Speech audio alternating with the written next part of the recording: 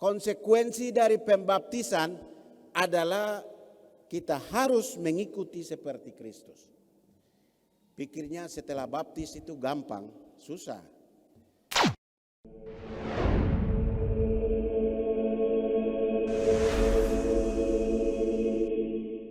Engkaulah anak yang kukasihi, kepadamulah aku berkenan. Ibu bapak saudara-saudari, Tuhan Yesus itu 2 kali dia diantar atau boleh dikatakan dimeteraikan. Satu waktu dia kecil, satu waktu dewasa. Bacaan Injil hari ini bagaimana dia dimeteraikan waktu dia dewasa. Tapi kita juga tahu dia juga dibawa ke bait Allah. Dia pada hari ke-8 dia disunat.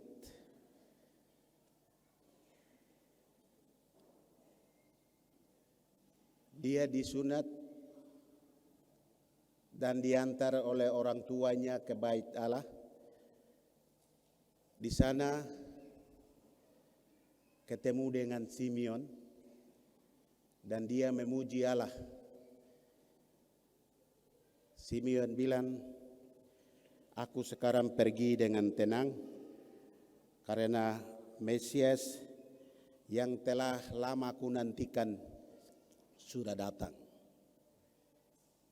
Itu ketika dia diantar oleh orang tuanya ke bait Allah dan di sana dia disunat.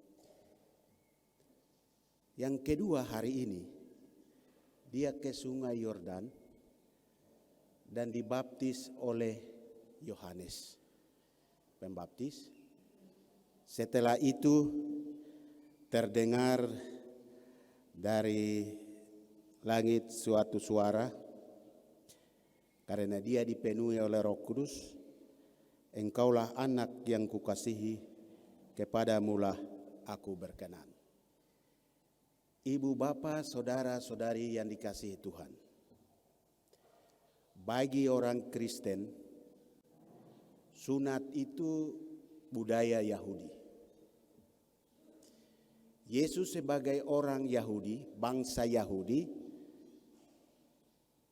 dan cara orang Yahudi untuk diterima sebagai anggotanya adalah dengan sunat.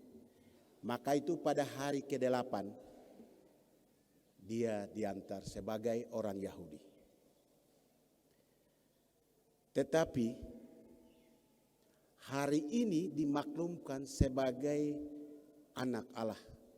Dia bukan hanya orang Yahudi, tetapi dia adalah anak Allah. Maka itu hari ini kita peringati bagaimana Tuhan dibaptis. Yesus dibaptis. Dan bagaimana dia dipenuhi dengan Roh Kudus dan Allah memeteraikan, menguduskan Yesus. Dan dia mengatakan, inilah anakku, kepadamulah aku berkenan. Ibu bapa, saudari, saudara yang dikasihi Tuhan. Itulah yang juga diwariskan kepada kita di dalam Injil Matius. Pergilah, baptislah mereka dalam nama Bapa dan Putra dan Roh Kudus. Baptislah mereka dalam nama Bapa, Anak dan Roh Kudus sampai ke ujung bumi. Karena itu, bagaimana cara Allah mau menyelamatkan umat manusia, bukan karena suku, bukan karena satu bangsa, tapi untuk semua manusia yang percaya kepadanya. Karena Allah yang dibawakan, yang disampaikan oleh Yesus adalah Allah yang tidak terbatas pada suku, Allah yang tidak terbatas pada golongan, Allah yang tidak terbatas pada kelompok, tapi Allah yang menyatakan diri untuk membebaskan semua manusia. Karena itu, di dalam bacaan yang kedua, kita mendengar bagaimana Paulus beritahu kepada Titus bahwa Allah mencurahkan karunia-Nya secara cuma-cuma kepada umat manusia. Apa karunia yang dicurahkan Allah kepada manusia? Yaitu Yesus. Yesus adalah karunia Allah, rahmat Allah yang dicurahkan kepada dunia ini supaya mereka selamat. Maka itu cara yang dipakai untuk menyelamatkan umat manusia bukan cara budaya Yahudi. Bukan cara orang Israel dengan sunat untuk menyelamatkan umat manusia. Umat manusia diselamatkan dengan pembaptisan dalam nama Bapa, Putra, dan Roh Kudus, Allah Tritunggal. Maka itu setiap orang yang percaya kepada Kristus wajib dan harus dibaptis. Karena dengan itu kita mengakui bahwa Kristus Yesus adalah firman Allah, sabda Allah yang menjadi manusia, yang juga tertulis dalam Injil Yohanes pasal 1. Pada mulanya adalah firman, firman itu menjadi manusia dan tinggal di antara kita. Ibu bapa, saudara-saudari sekalian, karena itu orang yang percaya kepada Kristus, dia akan diselamatkan. Tetapi ingat dalam bacaan pertama, Yohanes beritahu kepada orang-orang yang datang dibaptis, luruskanlah jalan yang bengkok, ratakanlah bukit-bukit. Maksudnya apa? Artinya orang yang mau dibaptis, orang yang mau mengikuti Kristus itu bukan orang yang bengkok-bengkok, bukan fisiknya yang bengkok, tapi hatinya. Orang yang mau mengikuti Yesus, dia harus lurus dalam hidupnya, sesuai dengan kehendak Tuhan. Konsekuensi dari pembaptisan bukan asal baptis. Konsekuensi dari pembaptisan adalah kita harus mengikuti seperti Kristus. Pikirnya setelah baptis itu gampang, susah. Ingat Tuhan Yesus. Setelah Yesus dia dibaptis di Sungai Yordan, dia pergi ke padang gurun. Di sana 40 hari dia dicobai iblis. Setelah dia mengalahkan godaan, mengalahkan gangguan, mengalahkan bisikan setan, dan dia lolos kembali ke dunia mewartakan Kristus. Orang yang dibaptis diwajibkan untuk melawan kekuatan setan. Orang yang dibaptis di dalam nama Tuhan Yesus, yang menerima Roh Kudus, dia ditantang untuk mempertanggungjawabkan imannya itu dengan meluruskan jalan yang bengkok-bengkok di dalam hidup, dengan kelakuan-kelakuan, tindakan-tindakan yang tidak bijaksana di dalam hidup. Kita meluruskan itu di dalam kehidupan. Dengan kita dibaptis di dalam Kristus, berarti kita mau mengikuti jalan Kristus. Dan Kristus menempuh jalan dengan melawan segala cobaan dan gangguan. Maka setiap orang yang percaya kepada Kristus, dan yang dibaptis dalam namanya harus dan wajib melawan segala kekuatan jahat yang membuat hati kita tidak nyaman karena dosa-dosa kita melawan bersama Dia. Dengan demikian, pembaptisan karunia yang Allah berikan kepada kita di dalam diri Yesus juga bermakna di dalam kehidupan kita, sehingga bersama Dia ada kesempatan untuk kita menikmati yang lebih di dalam kerajaan-Nya.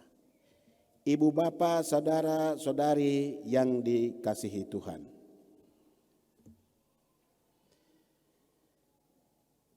kita dibebaskan dari sunat fisik dan kita diajak oleh Paulus untuk menyunat hati.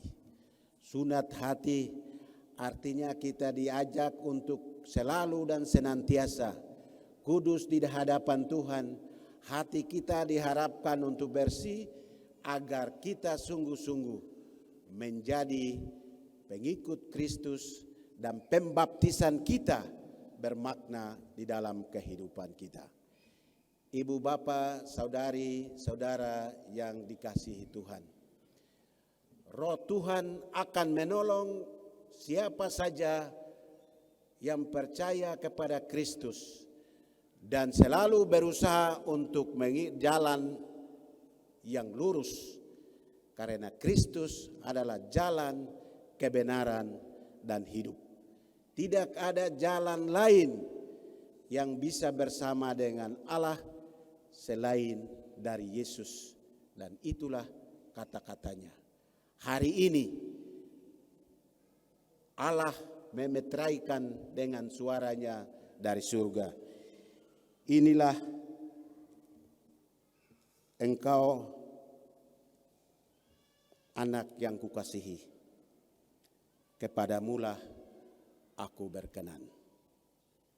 Kata-kata itu bukan hanya diterima oleh Yesus, tetapi kata-kata itu hadir dalam kehidupan kita bila kita sungguh bersatu dengan Dia. Maka itu ibu bapa, saudara-saudari sekalian, hari ini kita diingatkan kembali untuk melihat hari pembaptisan kita masing-masing. Saya dibaptis itu waktu bayi. Baptisnya baptis Kristus, tapi harinya itu hari Yahudi. Artinya saya tanggal 9 Januari, 2 hari lalu saya ulang tahun. Tanggal 9 Januari saya dibaptis dan tanggal 17 Januari tanggal 9 Januari saya dilahirkan oleh ibu dan tanggal 17 Januari saya dibaptis.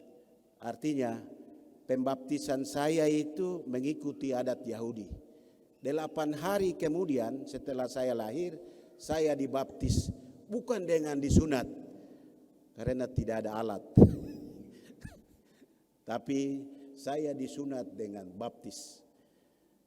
8 hari kemudian saya dibaptis. Ada yang dewasa, ada yang bayi, ada yang anak. Entah baptisan jenis apapun, ibu bapak saudara sekalian, intinya itu Roh Kudus. Kalau kau baptis dewasa, tapi kelakuanmu itu tidak cocok, apa artinya baptis itu? Roh Kudus. Apakah ada? Tidak? Saya tidak tahu, Tuhan Allah yang tahu. Walaupun kau baptis itu waktu anak, ikuti adat Yahudi seperti saya 8 hari baru dibaptis. Apakah itu jaminan? Waktu bukan jaminan. Kapan dibaptis bukan jaminan.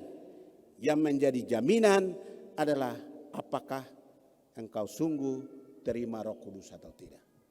Maka itu ibu bapak saudara sekalian, mari kita selalu berjuang di dalam hidup ini untuk menerima Roh Kudus sebagai kekuatan di dalam kehidupan kita, melawan yang selalu membengkokkan hati kita, melawan yang selalu menghalangi hidup kita di dalam kehidupan, yaitu iblis Karena iblis dengan Yesus tidak mungkin bersatu. Mari kita berdiri mengakui iman kita, supaya iman yang kita akui sungguh-sungguh menyatukan hati kita dengan Yesus dan Allah. Aku percaya akan Allah,